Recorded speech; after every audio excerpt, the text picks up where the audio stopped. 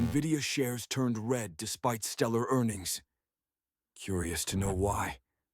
One analyst's surprising note may just hold the answer. On Wednesday, Nvidia reported earnings that exceeded expectations, with a 66% rise in data center sales. But then, the stock dipped. Investors were left scratching their heads. The impeccable results didn't stop Nvidia's shares from losing ground.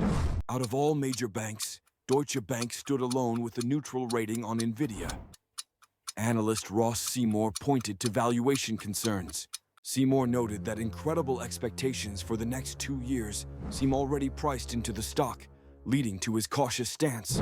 He praised Nvidia's leadership in AI, but felt shares were fairly valued at $215. The stock's high multiple was a key concern.